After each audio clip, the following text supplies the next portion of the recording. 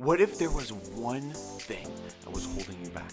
What if you did absolutely everything right from the beginning to the end? You pushed hard, you did the research, you did everything you could, and yet still you didn't achieve the success that you know you're capable of. That one thing that we often overlook is called a limiting belief. If you have these limiting beliefs, then it doesn't matter what you do, you will not get the results that you're looking for. We're gonna unpack what is a limiting belief, how is it affecting me, and then how can I release those limiting beliefs and actually achieve the success that I know I'm capable of.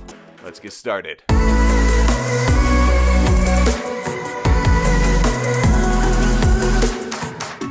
I want to start this video by talking about what are limiting beliefs. Limiting beliefs are any thought processes, any thoughts or beliefs that you have that are holding you back from where you want to go. Let's dive right into question number one. How are my limiting beliefs affecting me in my everyday life? The reality, what you're experiencing around you, is your perception, and your perception is your interpretation. Now let me unpack that. 2 million bits of data hit our 5 senses every single second. We don't consciously process 2 million bits of data. In fact, consciously, we can only process 126. Out of the 2 million that we're experiencing, we are only consciously aware of 126. So what happens to the other 1.9999 million bits of data that we experience but don't consciously process? Well, it goes through a process that we like to call the GDD. It gets generalized, distorted, or deleted. So what is the G, the generalization? Well, that's where we take information, we take a lesson from one area and extrapolate it across other situations. Sounds complicated, but it's something we all do naturally. In fact, we could not function as humans if we didn't do this. So here's an example. I know that I can go out to Walmart and buy a chair today, and without ever having sat in it in the past, I know it will hold me. And why is that? It's because we are generalizing that chairs are able to hold you when you sit. So I've sat in chairs in the past and they've held, so now I assume that all chairs in the future will hold me. You are generalizing this information. The next two are very simple and exactly what you would expect. The first D is for distortion, and that is where you distort something in your environment. That could be a twist, a change, or even an exaggeration or minimization of something that you're experiencing. The second is a deletion. That is where you just completely don't see it. Your brain just shuts it down. As far as you're aware, that part doesn't exist. Generalization, distortion, or deletion. So how does your subconscious decide which 126 bits of data to keep and what other 1.9999 million bits of data to generalize, distort, or delete?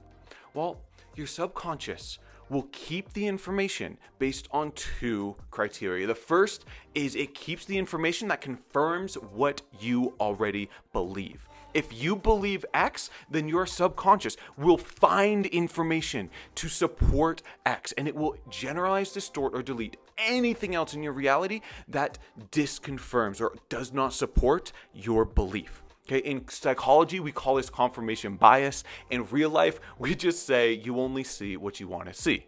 Now, the second criteria is that your subconscious will allow you to see the 126 bits of information that confirm the emotional state that you are in. If you are angry and you walk into a room, you are likely to pick up on the subtlest hints. If someone shakes the hand of 3 people in front of you, but then doesn't shake yours, you're likely to interpret that as, oh, they hate me, they're pissed at me, because you're angry. In psychology, they call that projection. You're projecting your own state or your own mentality and beliefs onto others in the world and then seeing that reflected back at you, regardless of whether that is actually the case or not. Now, think back to the beginning of this section where I asked, how are the limiting beliefs affecting me? I told you there was this concept in NLP that says your reality, right? That's what you experience in your world. Your reality is your perception. It's what you see. But your perception isn't just your perception. Your perception is your interpretation. It's your interpretation of what's happening around you. Now, how does this all tie back into limiting beliefs?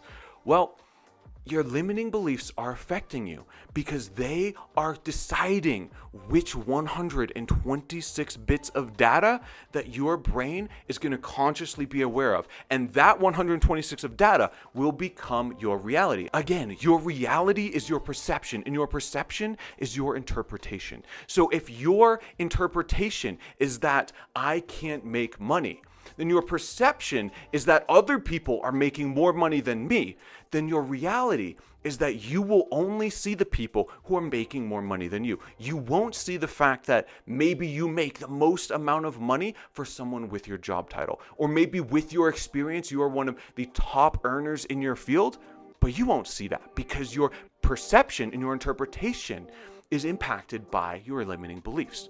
Your limiting beliefs will literally shape your reality. Now let's dive into question number 2. Where do my limiting beliefs come from?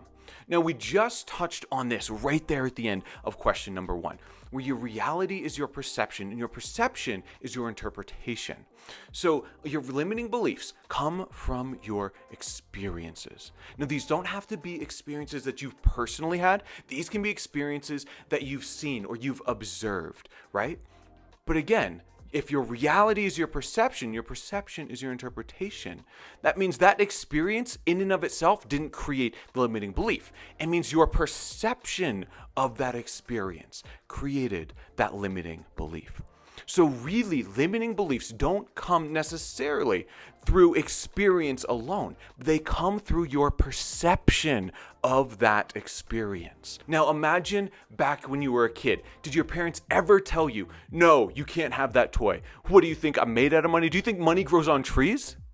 If your parents ever told you that, that likely instilled this belief that there is not enough money to go around. This belief that money is something that you need to hold on to, and that money is not something you can just throw out and use to get whatever you want. Now, the reality is you could look back at that now and say, oh, that was probably my parents saying that they didn't have enough money at that time to get me what I wanted, or that I should be more grateful for what I already had. But your perception in that moment as a kid wanting this thing and your parents saying no because we don't have enough money could ingrain this belief that there's not enough money to go around. It's not that that was the reality of the situation, but that was your perception at the time. Your reality is formed through your perception, and your perception through your interpretation. So now if you have this belief that there's not enough money to go around, then that's what you'll see everywhere you look. Now for question number 3, the question we've all been waiting for. How do you overcome these limiting beliefs? Now there's 2 ways to overcome your limiting beliefs. And believe it or not, we've already talked about both of them, but I want to explicitly explain both of them right here. The first is to reframe the situation. It's to change your perspective or to change the meaning of the situation. And the second is to change the emotional state that you're in and then to revisit that situation again. If you were in a situation where you were angry, where you were frustrated, and then something happened and you reacted out of that frustration, change your emotional state, calm yourself down, put yourself in a place of peace, of joy, of any other emotional state, and then revisit that situation. Think back to that situation in this new emotional state. Now, why is that important? It's important because, remember, you are getting bombarded with 2 million bits of data every second. And if you're angry or frustrated, your subconscious is only showing you 126 bits of data that confirm your anger and frustration. So when you change your state and then mentally revisit that situation, your subconscious will then say, oh, you're in a different state. You're no longer angry or frustrated. Let me change the 126 bits of data that you received and that you remember. So you will remember it differently. You can understand it from a different perspective. And all you have to do is change the emotional state that you're in. Thank you guys so much for watching. As you can tell, I love talking about this stuff. This gets me so excited. So if you just paid attention, you just learned how to overcome your limiting beliefs. You also learned a hell of a lot more about your mind, about psychology, and about changing your life today. Now, if you want more videos just like this, then go right ahead and hit that subscribe button below. We post content every single week about growing yourself and growing your business. Now, I will be right here next week to help you unleash your potential. Until then, grow yourself and grow your business.